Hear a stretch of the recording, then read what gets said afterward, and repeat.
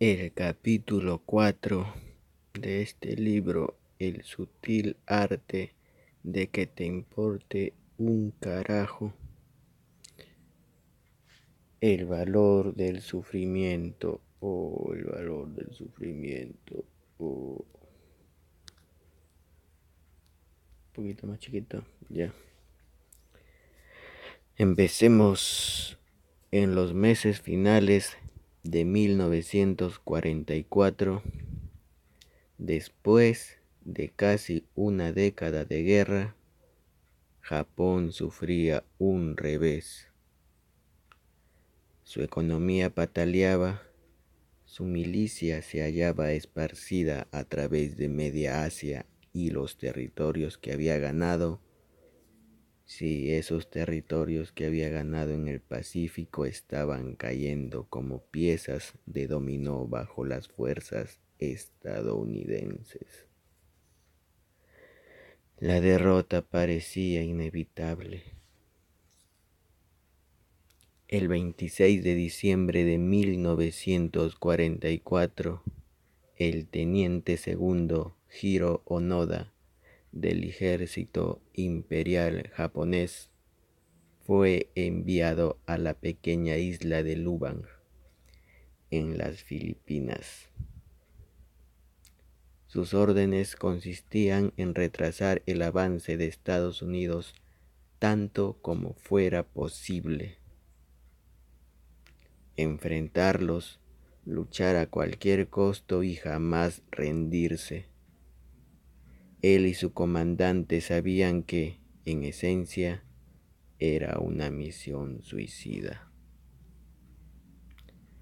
En febrero de 1945, los estadounidenses alcanzaron Lubang y tomaron la isla con una fuerza abrumadora. En cuestión de días, la mayoría de los soldados japoneses se habían rendido o habían caído, pero Onoda y sus 3 hombres lograron esconderse en la jungla. Desde ahí iniciaron una guerra de guerrillas en contra del ejército norteamericano y la población local. Atacaron líneas de abastecimiento, dispararon contra soldados perdidos e interfirieron las acciones de sus adversarios con cualquier manera que encontraban. Ese agosto, medio año después, Estados Unidos lanzó 2 bombas atómicas en las ciudades de Hiroshima y Nagasaki. Triste. Japón se rindió y la guerra más letal en la historia llegó a su dramática conclusión. Sin embargo, miles de soldados japoneses seguían dispersos entre las islas del Pacífico y muchos, como Onoda, seguían escondidos en la jungla, sin saber que la guerra había terminado. Estos últimos retenes continuaban peleando y saqueando como antes, lo cual presentó un verdadero problema para la reconstrucción de Asia Oriental después del conflicto. Los gobiernos coincidieron en que algo debía hacerse.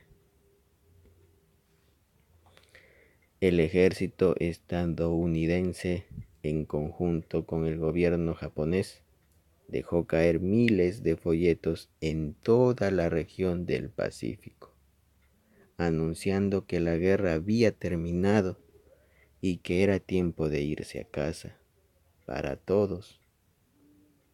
Onoda y sus hombres, como muchos otros, encontraron y leyeron dichos volantes, pero a diferencia de los demás, Onoda consideró que eran falsos, una trampa maquillada por las fuerzas enemigas para desenmascarar a los guerrilleros. El militar japonés quemó los folletos y él y sus hombres se mantuvieron escondidos continuando la lucha. Así pasaron 5 años. Los volantes dejaron de ser distribuidos y la mayoría de las Fuerzas Armadas de Estados Unidos hacía tiempo que regresaron a casa. La población local en Lubang intentaba retornar a sus vidas y actividades normales como la pesca y la agricultura. Sin embargo, Hiro Onoda y sus secuaces aún permanecían ahí, disparándoles a los granjeros, quemando sus cosechas, robando su ganado y asesinando a los locales que se aventuraban en lo profundo de la selva. Entonces el gobierno filipino imprimió nuevos folletos y lo distribuyó por aquella zona selvática. Salgan, la guerra terminó, ustedes perdieron, así decía. Pero dichos volantes también fueron ignorados. En 1952, el gobierno japonés hizo un último esfuerzo para localizar a los últimos soldados que permanecían escondidos en el Pacífico. Esta ocasión, cartas y fotografías de las familias de los combatientes desaparecidos se lanzaron desde el aire, junto con una nota personal del propio emperador. Una vez más, Onoda se rehusó a creer que la información era veraz. De nuevo consideró que el envío era un truco de los estadounidenses. Y por enésima ocasión, él y sus hombres se mantuvieron en posición de combate y continuaron luchando. Así pasaron más años y los pobladores filipinos, hartos de ser aterrorizados, finalmente se armaron y comenzaron a contraatacar. Ya en 1959, uno de los compañeros de Onoda se había rendido y otro más había muerto. Entonces, una década después, el último camarada de Onoda, un hombre llamado Kosuka, fue asesinado por la policía local durante una balacera tras quemar campos de arroz. Él aún seguía en guerra con la población local. Un cuarto de siglo después del final de la Segunda Guerra Mundial, Onoda, habiendo pasado ya más de la mitad de su vida en la selva de Lubang, se quedó solo. En 1972, la noticia de la muerte de Kosuka llegó a Japón, en donde causó revuelo. Los japoneses pensaban que los últimos soldados habían regresado a casa desde hacía años. Los medios de comunicación nipones empezaron a preguntarse si Kosuka permaneció en Lubang hasta 1972. Entonces, quizás el mismo Noda, el último reducto de la Segunda Guerra Mundial, también podría seguir vivo. Ese año, los gobernadores de Japón y Filipinas enviaron equipos de búsqueda para encontrar al enigmático teniente segundo, ahora convertido en un mito, en héroe y en fantasma. No hallaron nada. Conforme transcurrieron los meses, la historia del teniente Onoda se convirtió en algo similar a una leyenda urbana en Japón. el héroe de guerra que parecía demasiado loco como para haber existido. Muchos lo romantizaron, otros lo criticaron. Algunos más pensaron que su historia solo se trataba de un cuento de hadas, inventado por quienes aún deseaban creer en un Japón que había desaparecido mucho tiempo atrás. Fue alrededor de esa época cuando un joven llamado Norio Suzuki escuchó por primera vez de Onoda. Suzuki era un aventurero, un explorador y también un poco hippie. Nacido después del término de la guerra, abandonó la escuela y pasó 4 años pidiendo aventones para viajar a través de Asia, Medio Oriente y África. Dormía en bancas de parque, en coches de extraños, celdas de prisión y bajo las estrellas. Ofrecía su trabajo en los ranchos a cambio de comida y donaba sangre para pagar su estancia en los lugares donde se quedaba. Era un espíritu libre y quizás estaba un poco loco. En 1972, Suzuki necesitaba otra aventura. Había regresado a Japón después de sus viajes y en su país encontró asfixiantes sus estrictas normas culturales y su jerarquía social. Odiaba la escuela. No podía mantener un trabajo. Quería estar de vuelta en la aventura a su propio paso. Para Suzuki, la leyenda de Hiro Onoda le llegó como una respuesta a sus inquietudes. Significaba una aventura nueva e importante y le atraía perseguirla. Suzuki creía que él sería el que finalmente hallaría a Onoda. Seguro, muchos equipos de búsqueda promovidos por el gobierno de Japón, Filipinas y Estados Unidos habían fracasado con ese objetivo. Las autoridades policiales del lugar habían barrido la jungla por casi 30 años sin suerte. Miles de folletos no consiguieron nada, pero ¿qué carajos? Este vago, desertor y hippie sería quien lo encontrara. Desarmado, sin entrenamiento para cualquier forma de reconocimiento o táctica de guerra o para la lucha armada, Suzuki viajó a Luban y comenzó a deambular solo por la jungla.